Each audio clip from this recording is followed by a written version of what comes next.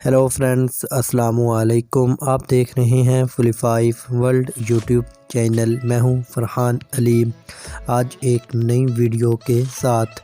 तो फ्रेंड्स, आज हम बात करेंगे इलेक्ट्रोलैक्स के डीसी इन्वर्टर एसी में जो एरर कोड्स हमारे इंडोर की डिस्प्ले में शो होते हैं। तो फ्रेंड्स, ये एरर कोड्स हमारे एयर कंडीशनर में किन पार्ट्स के मिस या ख़राब हो जाने की वजह से शो होते हैं। तो फ्रेंड्स, अगर आप टेक्नीशियन हो या आपकी वर्कशॉप है या आप कहीं पर कंप्लेन करने जाते हो या आपके पास इलेक्ट्रोलैक्स का एयर कंडीशनर है, अगर उसमें कोई कॉमन एरर शो होता है तो फ्रेंड्स, अगर आपको इन एरर कोड्स के बारे में पता होगा, अगर आपको ये याद होंगे, तो फ्रेंड्स आप इनके जो फॉल्ट हैं वो ट्रेस करने में ज़्यादा वक्त नहीं लगाएंगे और आपका इस तरह वक्त भी बच जाएगा।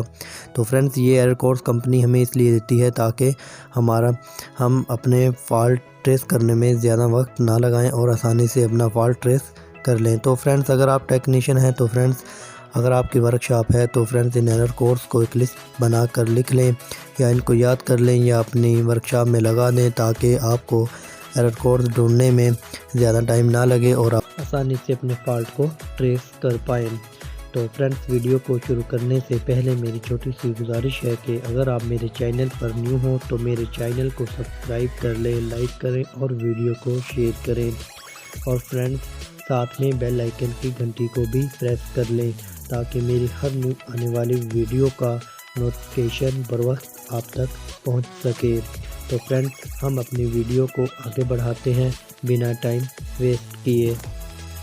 जी तो दोस्तों, हमारे इलेक्ट्रोलैक्स के एयर कंडीशनर में जो H6 का एरर हमारे इंडोर की डिस्प्ले पर शो होगा। तो फ्रेंड्स, ये एरर हमारे एयर कंडीशनर में उस वक्त शो होगा जब हमारे इंडोर में जो फ़ैन मोटर लगी होती है, जिसे हम ब्लोअर मोटर भी कहते हैं। तो फ्रेंड्स, अगर ये वर्क ना कर पाए, ये ख़राब हो जाए, तो ये एरर शो होगा। तो फ्रेंड्स, आप इस मोटर को अच्छे से चेक कर लें। अगर ये मोटर शॉर्ट हो जाए या इसकी वायर कट हो जाए या फ्रेंड्स मोटर जाम हो जाए या जो इसका पीसीबी किट में जैक लगा हुआ है अगर वो लूज़ हो तो भी ये एरर शो होगा। तो फ्रेंड्स, आप इस मोटर को रिप्लेस कर दें, इसकी जगह आप न्यू मोटर को लगा दें तो हमारा ये एरर ख़त्म हो जाएगा और हमारा एयर कंडीशनर अच्छे से वर्क करने लगेगा। हाँ तो फ्रेंड्स, हमारे इलेक्ट्रोलैक्स के एयर कंडीशनर में जो एरर LP का हमारे इंडोर की डिस्प्ले पर शो होता है, तो फ्रेंड्स ये एरर हमारे इंडोर की डिस्प्ले पर उस वक्त शो होगा जब हमारे AC यूनिट्स में ना आउटडोर चलता हो और ना ही इंडोर। तो फ्रेंड्स, आपको इसकी कम्युनिकेशन वायर को चेक करना होगा। तो ये इसकी पावर, जो मेन पावर है, वहाँ पर अगर प्रॉब्लम आ जाए, वहाँ से सप्लाई पूरी ना आए तो भी एरर शो होगा। या फ्रेंड्स, इसके वोल्टेज को अच्छे से चेक करें, अगर वोल्टेज कम हो तो भी ये एरर हमारे इंडोर की डिस्प्ले पर शो होगा। तो फ्रेंड्स, आप इनके वोल्टेज, एयर कंडीशनर के वोल्टेज को चेक करें जो मेन सप्लाई से आ रहे हैं और आप इसकी जो मेन वायर है जो हमारी इसको 220 वोल्टेज सप्लाई कर रही है, तो फ्रेंड्स अगर उस वायर में प्रॉब्लम आ जाए, वो सही अपना जो वोल्टेज है वो पूरा ना दे पाए, तो भी ये एरर शो होगा। तो फ्रेंड्स, आप इसकी वोल्टेज को भी चेक करें, इनकी वायर को भी चेक करें और फ्रेंड्स अगर इसके शू वगैरह को भी, प्लग को भी अच्छे से चेक कर लें। अगर इनमें फॉल्ट आ जाए तो भी ये एरर शो होगा। तो फ्रेंड्स, आप इन सब चीज़ों को अच्छे से चेक करें और इनमें जो फॉल्ट है उसको आप हल करें तो हमारा ये एरर ख़त्म हो जाएगा और हमारा एयर कंडीशनर अच्छे से वर्क करने लगेगा। हाँ तो फ्रेंड्स, जो नेक्स्ट एरर है हमारे इलेक्ट्रोलैक्स के एयर कंडीशनर में वो है L9 का। तो फ्रेंड्स, L9 का एरर हमारे एयर कंडीशनर में करंट प्रोटेक्शन की वजह से आता है। तो फ्रेंड्स, हमारे एयर कंडीशनर में वोल्टेज हाई या लो हो तो ये एरर शो होगा। तो फ्रेंड्स, हमारे PCB में एक सेलेक्ट प्रोटेक्शन लगा होता है जिससे फ्रेंड्स हमारा AC सेव रहता है और फ्रेंड्स ये एरर अगर वोल्टेज हाई हो जाएं या लो हो जाएं तो फ्रेंड्स ये एरर शो होगा। तो फ्रेंड्स, आप इसके जो वोल्टेज की जो मेन सप्लाई है, जहां से हमारे वोल्टेज हमारे इंडोर को जो करंट 224-25 हमारे एयर कंडीशनर को सप्लाई हो रहे हैं, तो फ्रेंड्स वहां से आप उसको चेक करें क्या हमारा जो स्पेयर है वो इसको वोल्टेज पूरे दे रहा है या कम दे रहा है या ज़्यादा। अगर कम ज़्यादा होंगे तो ही एरर शो होगा। तो फ्रेंड्स आप उन्हें चेक करें और उसे अच्छे से आप सेट कर लें। तो फ्रेंड्स हमारा ये एरर ख़त्म हो जाएगा और हमारा एयर कंडीशनर अच्छे से वर्क करने लगेगा।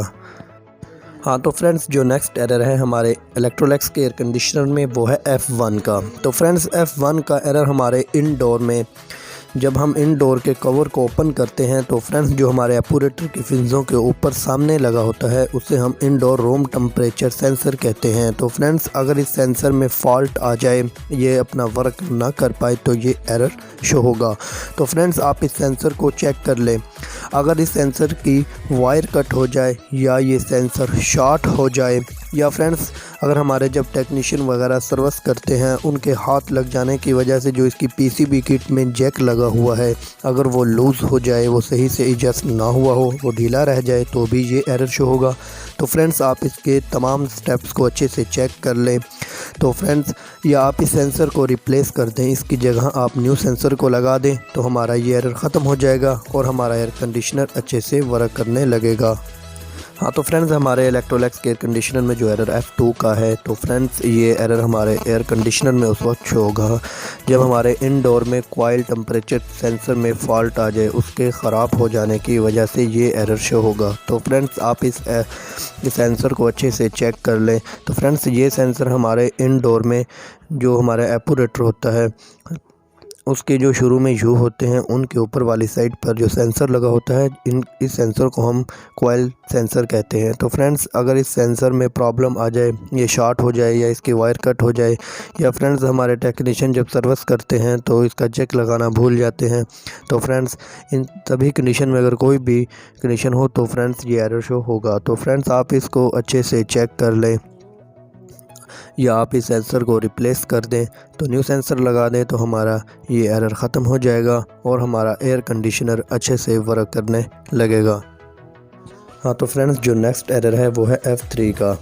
तो फ्रेंड्स हमारे इलेक्ट्रोलैक्स के एयर कंडीशनर में जो एरर F3 का हमारे इनडोर की डिस्प्ले पर शो होगा। तो फ्रेंड्स ये एरर हमारे एयर कंडीशनर में उस वक्त शो होगा जब हमारे आउटडोर यूनिट में टेम्परेचर सेंसर लगा होता है। तो फ्रेंड्स अगर उसमें फ़ॉल्ट आ जाए, उसकी वायर कट हो जाए या हमारा जो सेंसर है वो शॉर्ट हो जाए तो भी ये एरर शो होगा। तो फ्रेंड्स या जो उसका प्लग होता है वो लूज़ हो, वो सही से एडजस्ट ना हुआ हो तो भी ये एरर शो करेगा। तो फ्रेंड्स आप इन तमाम पॉइंट्स को अच्छे से चेक कर लें या इस सेंसर को आप रिप्लेस कर दें तो हमारा ये एरर ख़त्म हो जाएगा और हमारा एयर कंडीशनर अच्छे से वर्क करने लगेगा। हाँ तो फ्रेंड्स जो नेक्स्ट एरर है वो है F4 का। तो फ्रेंड्स F4 का एरर हमारे इलेक्ट्रोलैक्स के एयर कंडीशनर में उस वक्त शो होगा जब हमारे एयर कंडीशनर में आउटडोर यूनिट में जो कंडेंसर की बैक साइड पर सेंसर लगा होता है, जिसे हम कंडेंसर बैक सेंसर कहते हैं। तो फ्रेंड्स अगर इसमें फ़ॉल्ट आ जाए, ये सही से अपना वर्क ना कर पाए तो फ्रेंड्स ये एरर शो करेगा। तो फ्रेंड्स आपको इस सेंसर को अच्छे से चेक करना होगा। आपको इसकी अगर वायर कट हो जाए तो भी ये एरर शो करेगा। तो फ्रेंड्स आप इसकी वायर को भी देखें, अगर ये सेंसर शॉर्ट हो जाए तो भी एरर शो करेगा या इसका जो पीसीबी किट में प्लग लगा हुआ है अगर वो सही से एडजस्ट ना हुआ हो, वो ढीला रह गया हो तो भी ये एरर शो होगा। तो फ्रेंड्स आप इसकी तमाम कंडीशंस को अच्छे से चेक कर लें। आप इसके पॉइंट बाय पॉइंट इसे सही से देखें या आप इस सेंसर को रिप्लेस कर दें, इसकी जगह आप न्यू सेंसर को लगा दें और तो हमारा ये एरर ख़त्म हो जाएगा और हमारा एयर कंडीशनर अच्छे से वर्क करने लगेगा।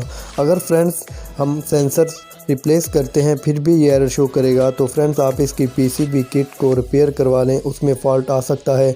तो फ्रेंड्स फिर उसको रिपेयर करवा लें तो हमारा ये एरर ख़त्म हो जाएगा और हमारा एयर कंडीशनर अच्छे से वर्क करने लगेगा। हाँ तो फ्रेंड्स हमारे एयर कंडीशनर में जो नेक्स्ट एरर शो होता है वो है F5 का। तो फ्रेंड्स F5 का एरर हमारे इलेक्ट्रोलैक्स के एयर कंडीशनर में उस वक्त शो होगा जब हमारे आउटडोर में डिस्चार्ज पाइप सेंसर में फ़ॉल्ट आ जाए। तो फ्रेंड्स ये सेंसर हमारे आउटडोर में डिस्चार्ज वाले पाइप के ऊपर लगा होता है, इसे हम छोटा पाइप भी कहते हैं। उस पाइप की ऊपर वाली साइड पर ये सेंसर लगा होता है, ये रेफ्रिजरेटर को कंट्रोल करता है। तो फ्रेंड्स अगर इस सेंसर में फॉल्ट आ जाए तो ये एरर शो करेगा। तो फ्रेंड्स आपको इस सेंसर को चेक करना होगा, आपको इसकी वायर को देखना होगा। अगर इसकी वायर कट हो जाए या ये सेंसर शॉर्ट हो जाए या फ्रेंड्स जो इसका प्लग पीसीबी किट में लगा होता है वो लूज़ हो जाए तो भी ये एरर शो करेगा। तो फ्रेंड्स आप इनकी तमाम कंडीशन को अच्छे से चेक कर लें। तो फ्रेंड्स या आप इस सेंसर को रिप्लेस कर दें, आप इसकी जगह न्यू सेंसर को लगा दें तो हमारा ये एरर कोड ख़त्म हो जाएगा और हमारा एयर कंडीशन। तो फ्रेंड्स जो नेक्स्ट एरर है हमारे इलेक्ट्रोलैक्स के एयर कंडीशनर में वो है H5 का। H5 का एरर हमारे एयर कंडीशनर में IPM प्रोटेक्शन पर आएगा। तो फ्रेंड्स IPM हमारे PCB में IPM पावर लगी होती है। तो फ्रेंड्स अगर उसमें फ़ॉल्ट आ जाए तो ये एरर हमारे प्रोटेक्शन पर शो होगा। तो फ्रेंड्स आपको इसकी कुछ भी हो सकता है। तो फ्रेंड्स आपको इसकी वायर को चेक करना होगा। अगर इसकी वायर कट हो जाए या इसकी वायर शॉर्ट हो जाए तो फ्रेंड्स या इसकी वायर ब्रेक हो तो भी ये एरर शो होगा। तो फ्रेंड्स आपको इसको अच्छे से चेक करना होगा और इन तमाम कंडीशन को रिपेयर करना होगा तो ये हमारा एरर ख़त्म हो जाएगा और हमारा एयर कंडीशनर अच्छे से वर्क करने लगेगा। तो फ्रेंड्स जो नेक्स्ट एरर है वो है HC का। तो फ्रेंड्स HC का एरर हमारे इलेक्ट्रोलैक्स के एयर कंडीशनर में जो PFC प्रोटेक्शन पर आएगा। तो फ्रेंड्स ये एरर हमारे ये भी एक किस्म की डिवाइस है, ये भी एक मॉड्यूल है। तो फ्रेंड्स अगर इसमें फ़ॉल्ट आ जाए तो ये एरर शो होगा। तो फ्रेंड्स जब भी ये एरर आएगा तो फ्रेंड्स आपको इसकी PFC प्रोटेक्शन पर ये एरर शो होगा। तो फ्रेंड्स आपको इसकी जो सर्किट है इसको अच्छे से चेक करना होगा। तो फ्रेंड्स अगर इसमें कोई फ़ॉल्ट हो तो आप इसको रिपेयर कर दें तो हमारा ये एरर ख़त्म हो जाएगा और हमारा एयर कंडीशनर अच्छे से वर्क करने लगेगा। हाँ तो फ्रेंड्स जो नेक्स्ट एरर है वो है U7 का। तो फ्रेंड्स हमारे इलेक्ट्रोलैक्स के एयर कंडीशनर में जो एरर U7 का शो होगा तो फ्रेंड्स ये एरर हमारे आउटडोर में जो 4-वे वाल लगा होता है उसमें फ़ॉल्ट आ जाने की वजह से ये एरर शो होता है। तो फ्रेंड्स अगर हमारा एयर कंडीशनर हीटिंग मोड पर है तो वो कूलिंग पर सिलेक्ट नहीं होगा, अगर कूलिंग पर है तो हीटिंग पर सिलेक्ट नहीं होगा। तो फ्रेंड्स इसकी जो फॉल्ट है वो इसके 4-वे वाल में ही होगा। अगर इसके 4-वे वाल काम नहीं करेगा तो ही ये ना कूलिंग मोड से हीटिंग मोड पर होगा ना हीटिंग मोड से कूलिंग मोड पर होगा। तो फ्रेंड्स आपको इसके 4-वे वाल को चेक करना होगा या आप इसके 4-वे वाल को रिप्लेस कर दें। तो फ्रेंड्स जो इसका 4-वे वाल होता है तो फ्रेंड्स वो गैस के जो सर्कुलेशन है उसको तब्दील करने में अपना किरदार अदा करता है। तो फ्रेंड्स अगर उसमें फ़ॉल्ट आ जाता है तो फ्रेंड्स वो सही से अपना जो उसका सही वर्क है वो नहीं कर पाता तो ये एरर शो होगा। तो फ्रेंड्स आप इसके 4-वे वाल को चेक कर लें या आप उसको रिप्लेस कर दें, उसकी जगह आप न्यू 4-वे वाल को लगा दें तो हमारा ये एरर ख़त्म हो जाएगा और हमारा एयर कंडीशनर अच्छे से वर्क करने लगेगा। तो फ्रेंड्स इसमें आपको अगर आपके एयर कंडीशनर में U7 का एरर शो होता है तो आपको इसमें टेंशन लेने की कोई ज़रूरत नहीं, क्योंकि ये एरर हमारे 4-वे वाल में ही ख़राबी आ जाने की वजह से शो होता है। तो फ्रेंड्स आप इस 4-वे वाल को रिप्लेस कर दें तो हमारा ये एरर ख़त्म हो जाएगा और हमारा एयर कंडीशनर अच्छे से वर्क करने लगेगा। तो फ्रेंड्स जो नेक्स्ट एरर है वो है L3 का। तो फ्रेंड्स ये एरर हमारे इलेक्ट्रोलैक्स के एयर कंडीशनर में उस वक्त शो होगा जब हमारे AC यूनिट में जो आउटडोर यूनिट होता है उसमें जो फ़ैन मोटर लगी होती है उसमें फ़ॉल्ट आ जाए, वो अपना वर्क ना कर पाए तो फ्रेंड्स ये एरर शो होगा। तो फ्रेंड्स आप इसके जो फ़ैन मोटर है उसको अच्छे से चेक कर लें। अगर फ़ैन मोटर शॉर्ट हो जाए या उसकी वायर कट हो जाए या फ्रेंड्स जो उसका प्लग PCB में लगा होता है वो सही से ना लगा हुआ हो तो भी ये एरर शो होगा। तो फ्रेंड्स आप इनकी तमाम कंडीशन को अच्छे से चेक कर लें। अगर उसमें कोई फ़ॉल्ट है तो फ्रेंड्स आप उसको तलाश करें और उसको आप हल करें तो हमारा ये एरर ख़त्म हो जाएगा। या फ्रेंड्स आप इस मोटर को रिप्लेस कर दें, आप इस मोटर की जगह न्यू मोटर को लगा दें तो हमारा ये एरर ख़त्म हो जाएगा और हमारा एयर कंडीशनर अच्छे से वर्क करने लगेगा।